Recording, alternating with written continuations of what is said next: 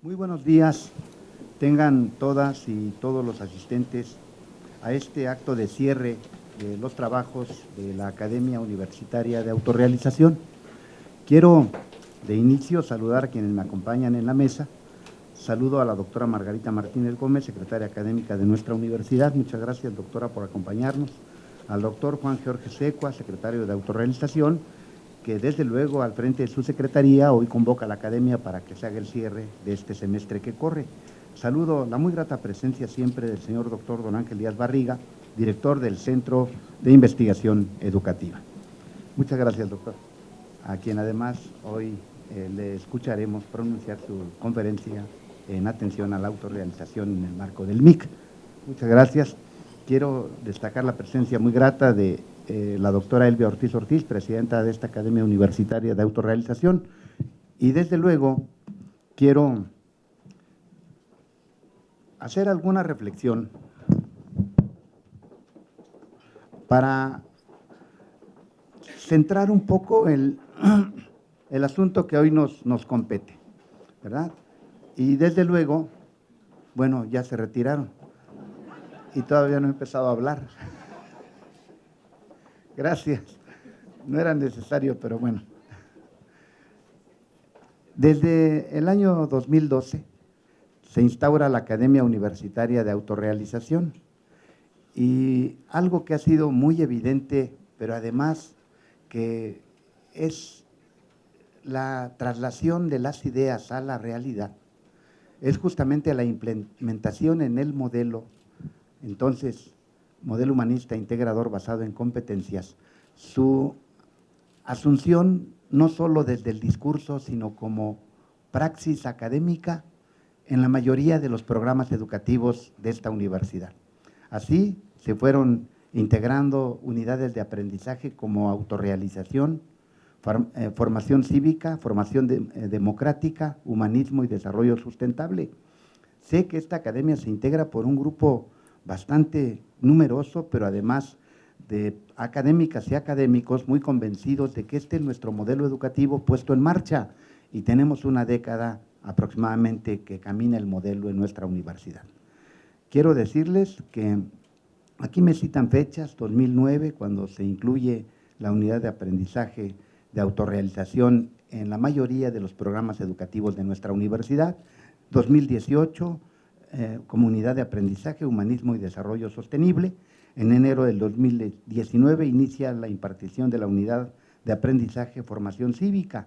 Y yo les quiero decir que si ha tenido alguna magnificación este modelo que emprendimos de hace aproximadamente 2 décadas, tiene que ver con su operación, con su implementación. Esto no es doctrina, no es teoría y praxis, cosas que difícilmente se pueden lograr, porque bueno, los pensamientos, las ideas se pueden plantear, las concepciones ideológicas se pueden orientar, direccionar, pero que de manera íntegra un planteamiento educativo, como es el caso del MIC, una propuesta educativa se ponga en marcha, requiere más que la pura escritura y el pensamiento, sino las voluntades para que esto camine, para que esto avance. Y en nuestra universidad esto ya tiene una década. Con el inicio de esta administración y con la muy puntual atención del director del Centro de Investigación Educativa, don Ángel Díaz Barriga, en diálogo con la secretaria académica, el que les habla, y el equipo de trabajo del doctor, decidimos iniciar un proceso que se ha denominado la revitalización del modelo competencial al modelo por capacidades. Yo no me voy a ocupar en este momento de hacer la distinción, solo la caracterizo.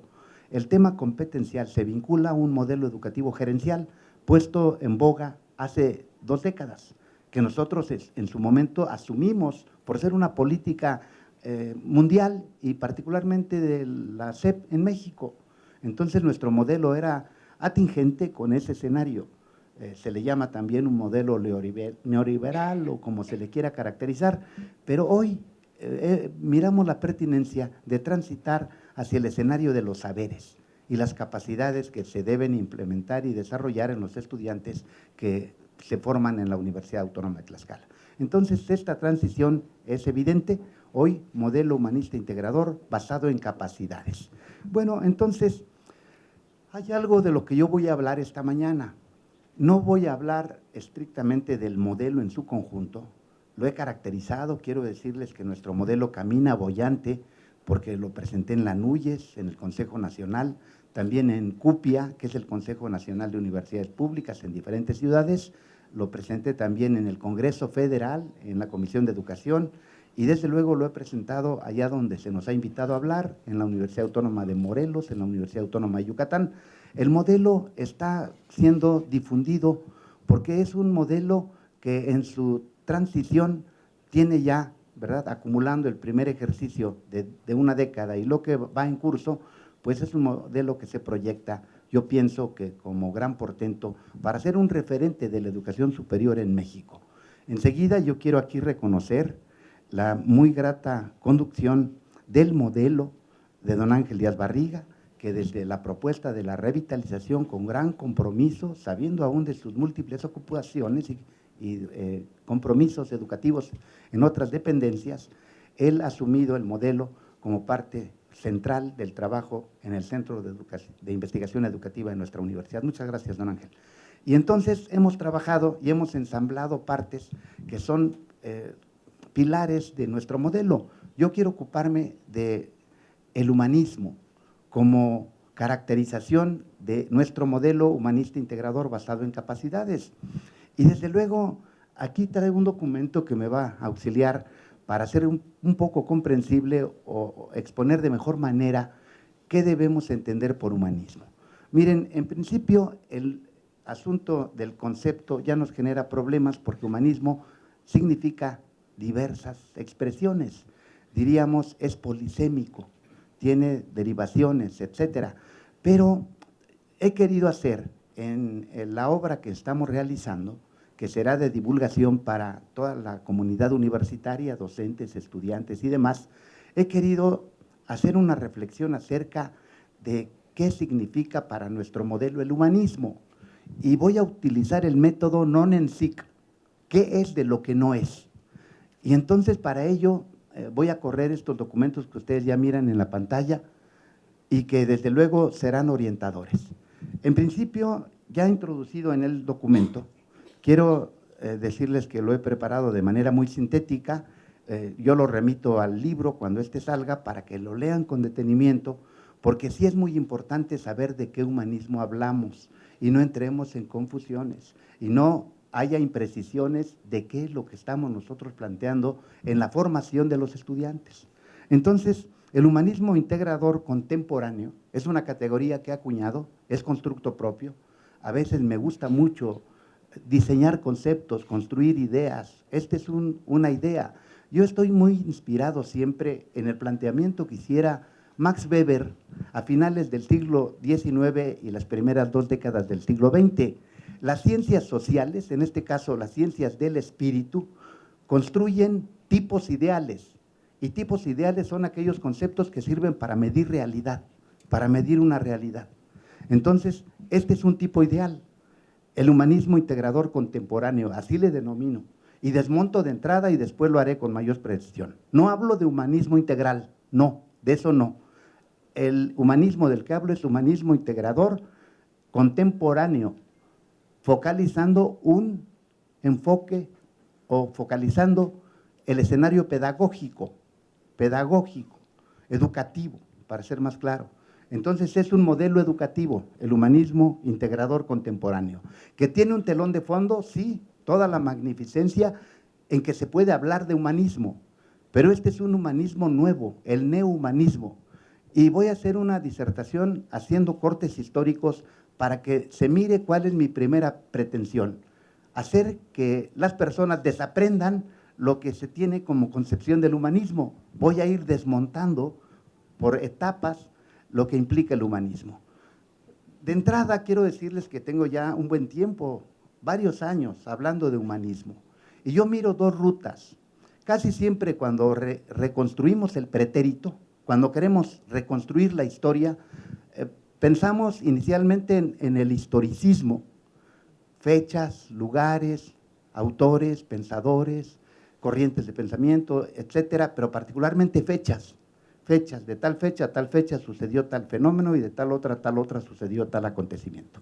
Bueno, una ruta es el historicismo, pero también para construir o reconstruir el humanismo, otra ruta es las ideologías o sistemas de ideas. Entonces lo que hago es evidentemente tomar de ambos escenarios argumentos para llegar a un humanismo nuevo, a un humanismo de nuestros días que es el telón de fondo de nuestro modelo educativo. Entonces, inicialmente voy a referirme a la concepción clásica del humanismo, el humanismo que viene de Grecia, ¿verdad? Y quiero decirles que los griegos fundaron 3 escenarios de indagación de todos los fenómenos. Nosotros somos descendientes o recepcionarios o recipiendarios de la cultura greco-latina. Entonces, los orígenes de cualquier concepto que ustedes busquen, o lo encontramos con raíz griega o con raíz latina, porque de ahí viene, es el origen de nuestra cultura. Los griegos, siguiendo a Aristóteles, a Platón, sobresalientemente, diseñaron métodos de conocimiento. Platón, el idealismo; Aristóteles, el empirismo, y desde luego también el sentido lógico. Entonces, nosotros observamos que la cultura griega se direcciona en 3 escenarios. El esquema axiológico, revisando valores, que sería la trayectoria platónica; el escenario empírico, revisando fenómenos fácticos, que sería la vertiente aristotélica; y la lógica, que viene de la cultura griega y romana, que revisa el mundo lógico. Entonces, axiología, lógica y ontología. Esas son las 3 direcciones, y como punto de partida quiero decirles que esas 3 tradiciones vienen hasta nuestros días. Y fíjense que he hecho un esfuerzo por muchos años para darle sentido a estas direcciones, la dirección axiológica, lógica y ontológica. Y siempre he dicho que de manera muy, muy sencilla uno lo puede expresar de esta manera. Preguntarse por el fin de los fenómenos, por su logicidad y por su función. Es decir, ¿qué son aquellos fenómenos? ¿Cuál es el fin de esos fenómenos? ¿Y cuál es la función de aquellas instituciones? Entonces, en estas 3 direcciones empiezo a transitar en el humanismo clásico. Bueno, la lectura del humanismo clásico la quiero sintetizar brevemente en la expresión de Sócrates. Y Sócrates decía, el gran maestro tanto de Platón y de Aristóteles, etcétera, decía Sócrates que hay 3 valores fundamentales en el humanismo de la cultura clásica o de Grecia: la prudencia, la justicia, la fortaleza y la templanza. Y de ahí se derivan muchas otras acciones, ¿verdad? La solidaridad, hoy diríamos el bien común, etcétera, valores que se desarrollaron derivados de esta perspectiva de Sócrates de la prudencia, justicia, fortaleza y templanza. Pero viviríamos después de la época clásica una dramática escena en las sociedades medievales. El medioevo tuvo vigencia 1000 años, la época del oscurantismo, la época en donde la sabiduría se detuvo. Entonces, los clásicos quedaron por ahí arrumbados. En el siglo V es la caída del Imperio Romano y se prolonga 1000 años la Edad Media hasta el 1500. Entonces, del 500 al 1500, el oscurantismo, una idea teocéntrica de la concepción de todos los fenómenos, seres humanos y demás. A veces yo digo, y en esto no me voy a detener, aunque ahí hay elementos en el trabajo que vamos a incorporar al libro que hacen una gran precisión de qué ocurrió en este lapso de 1000 años de la sociedad mundial, de la humanidad, 1000 años. Lo digo en esta metáfora muy elemental: 1000 años apagaron la luz, la oscuridad, en términos intelectuales. Algunos inventos en 1000 años. Fíjense, en la modernidad llevamos 200 años y la Edad Media existió en 1000 años, en donde no se produjo sabiduría intelectual, donde no se tenía una concepción del humanismo desde la perspectiva religiosa, las concepciones creacionistas. Desde la religión, particularmente el cristianismo, Dios creador del universo. Las justificaciones de la existencia humana, todas teocéntricas. 1000 años el imperio del cristianismo. Después de esta etapa de oscurantismo, viene una primera expresión del humanismo, el humanismo renacentista y la magnificación del antropocentrismo.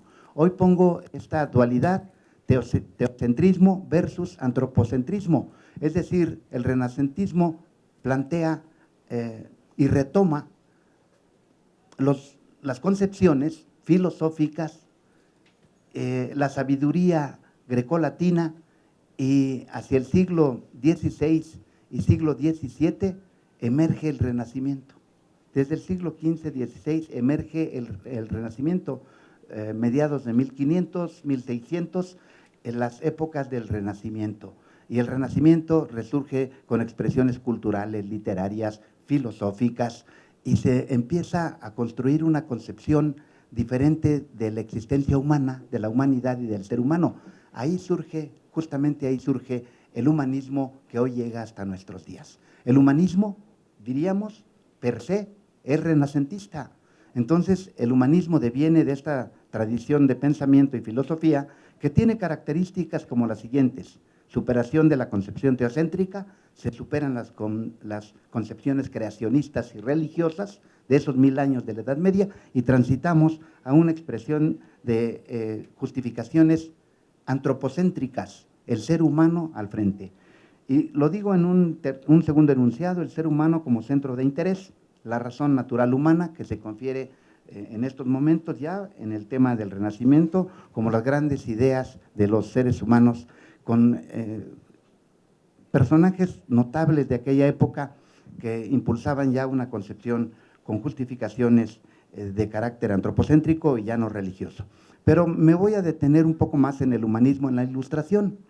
Este es un verdaderamente impacto en toda la tradición, tanto de Grecia como de la Edad Media, como del Renacimiento, y surge el momento del iluminismo. Encontramos aquí particularidades que realmente son sobresalientes. El impacto del racionalismo finca otra concepción y da otro tipo de argumentos para dar fundamento a los fenómenos, da razones. Entonces la razón desplaza a la fe. Y en un pleno racionalismo encontramos la magnificación del libre albedrío, una concepción donde el ser humano puede optar entre bien y mal, decidir, es su voluntad, y no una concepción ni renacentista ni medieval donde la libertad era dual. La libertad implicaba que si se obraba en el sentido que mandaba Dios, se hacía el bien, pero si se obraba en contra de la divinidad, estábamos incurriendo en el mal. Hoy el libre albedrío implica un acto decisionista, un acto de la voluntad humana, si desea ir por el bien o por el mal. Aquí en la Ilustración es interesantísimo incurrir en la instauración de los valores laicos como la construcción que deviene de todo este proceso culturizador.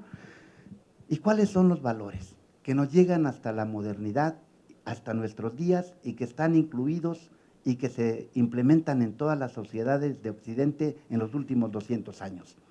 La igualdad, la libertad, la seguridad, la propiedad y hoy la dignidad humana. Pero hoy, y voy a hacer aquí un argumento de final de esta charla para que se advierta por qué la dignidad de nuestros días. Pero ahí están los valores. Se magnifican entonces los derechos civiles y políticos de la población en la Declaración de los Derechos del Hombre y del Ciudadano. Pero hay algo bien importante.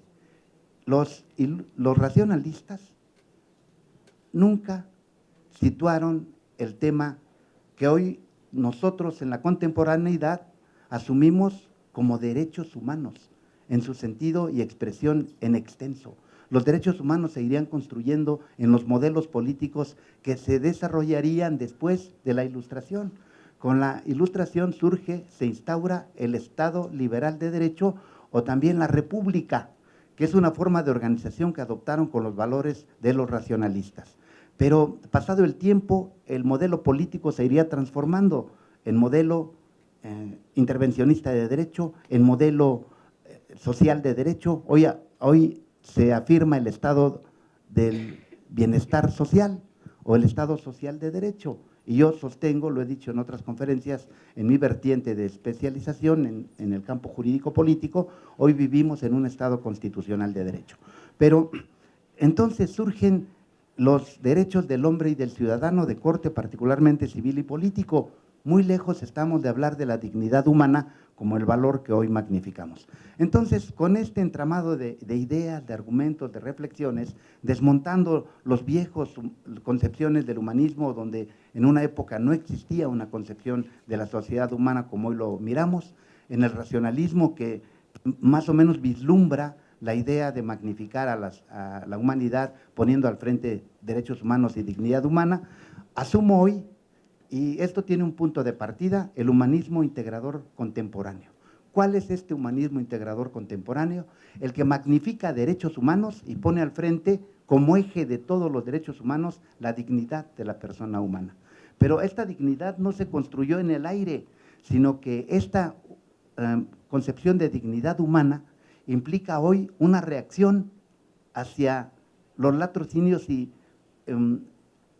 crímenes espantosos sucedidos con la exterminación de la humanidad después de la Segunda Guerra Mundial. Las sociedades tienen una reacción y los gobiernos de los diversos países asumen como una actitud de ética pública reivindicar a la humanidad, que no vuelvan a acontecer crímenes como el Holocausto alemán, experiencias de la Segunda Guerra Mundial.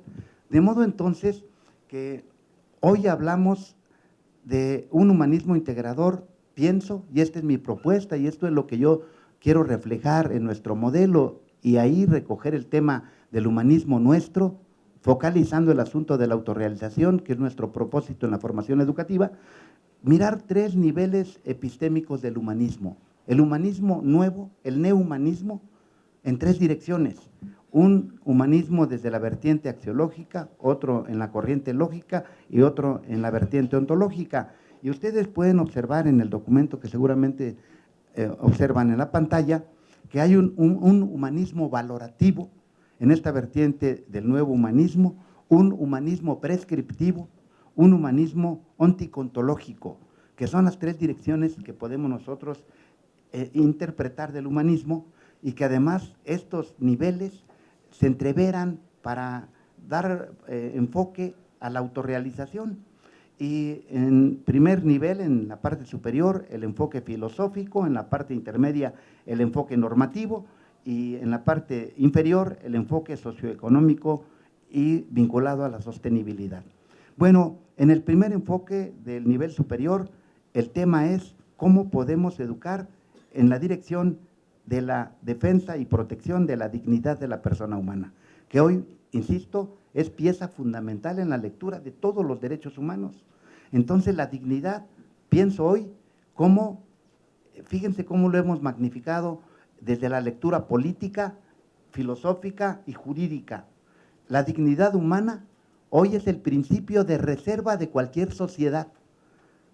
Los políticos y la política y todos los actores que vislumbren una trayectoria de la humanidad en un proceso de magnificar a la dignidad de las personas, tienen que asumirla como principio de reserva.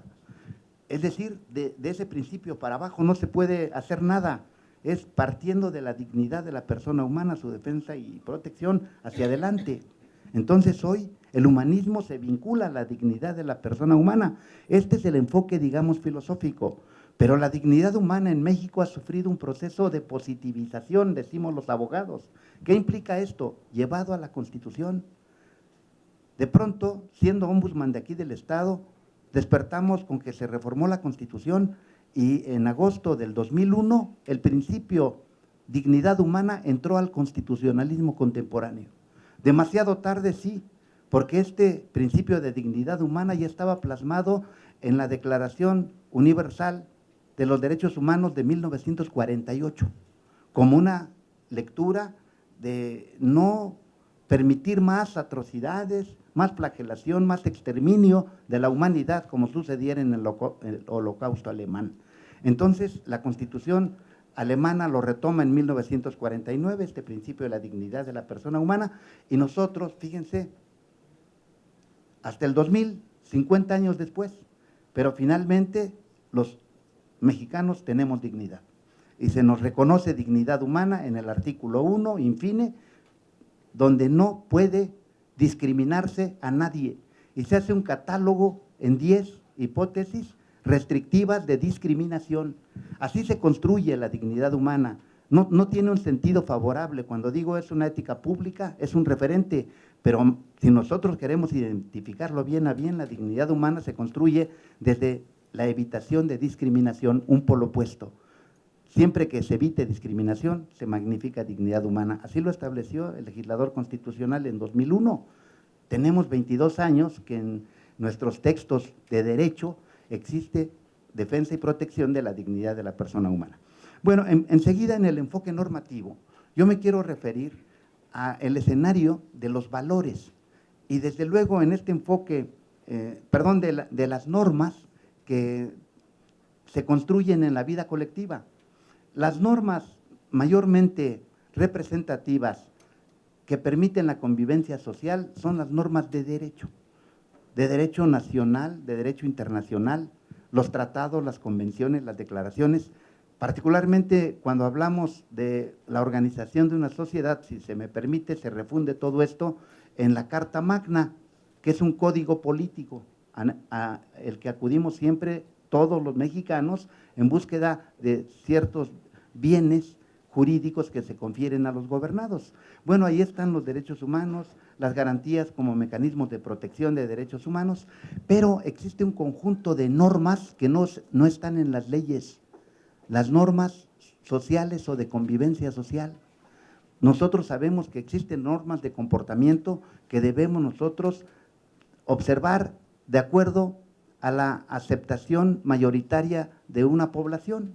Entonces hay normas de trato social, aparte de las normas jurídicas establecidas en legislaciones y demás, existen normas de trato social.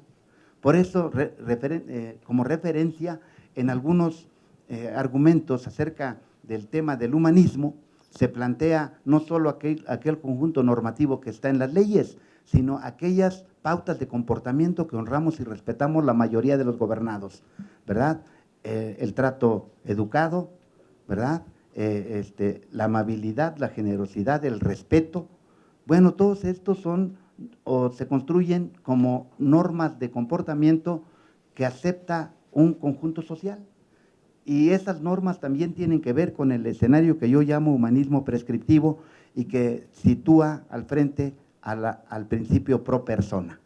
Todo en favor de la persona. Y quienes deciden el sentido de las cosas, todo en favor de la persona.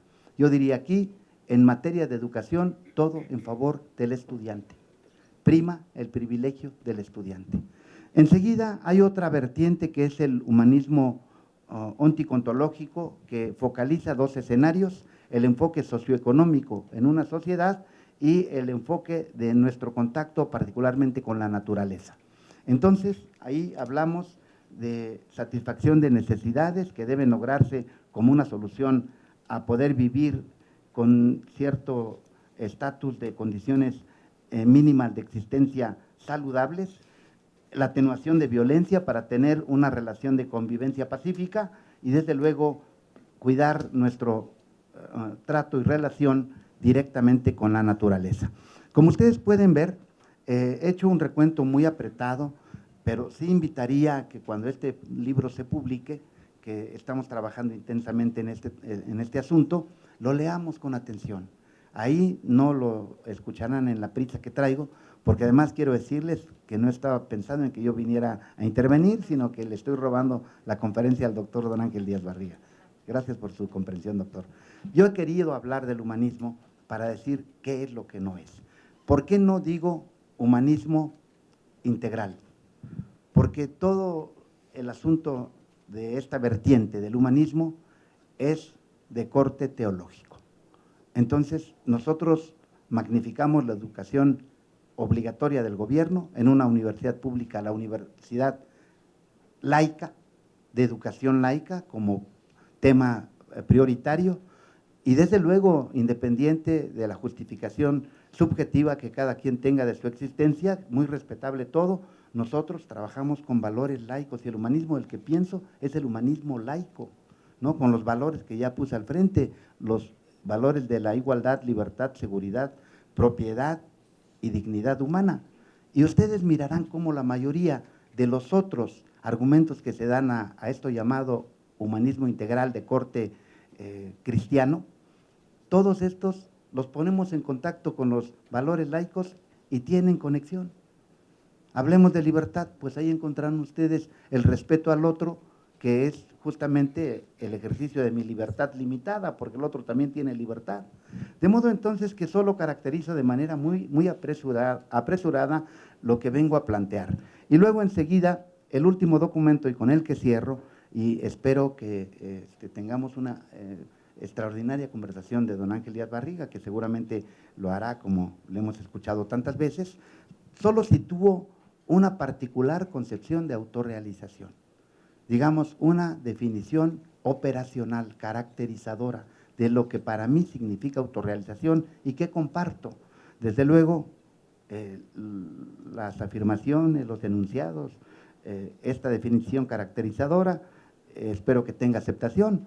Entonces, concibo la autorrealización de la siguiente manera en la expresión que aquí ustedes observan. La autorrealización implica la consecución de fines y propósitos del ser humano con esfuerzos propios en interacción con entes coadyuvantes que deviene en la transformación social. Bueno, del latín auto, hacer por sí mismo, del sufijo izare, hacer real cualquier acción. Y desde luego, quiero aquí también fijar una idea. La autorrealización no es de corte psicológico, no es tampoco lo que los autores en el escenario estrictamente de la pedagogía tomaron como elemento, que también viene de los autores que cito, solo que la vertiente de dos autores, de Berger y de Luckmann, tienen un escenario que focaliza particularmente el tema social o sociológico, que es una teoría sociológica constructivista, no el constructivismo psicológico de los demás autores que lo llevaron a la pedagogía. Bueno, entonces yo deslindo, y nosotros hablamos de una teoría particularmente de corte sociológico constructivista, y desde luego también tenemos aportes, pienso, así lo he planteado, de corrientes filosóficas. Magnifico el tema del existencialismo en Heidegger, en Jean-Paul Sartre, entre, digamos, quienes nos pueden servir como referente teorético. Y finalmente tomo una expresión que ha vertido don Ángel Díaz Barriga que me parece muy atinada, que en algún momento en el diálogo en corto se lo escuché y que yo la quiero aquí expresar de la siguiente forma. ¿Cuál es el trazamiento en nuestro proceso formativo de los estudiantes para llegar a la autorrealización? Bueno, en estos tres momentos, el autorreconocimiento como identificación, la autodeterminación como toma de decisión y la autorrealización como afirmación de la acción. Muchas gracias.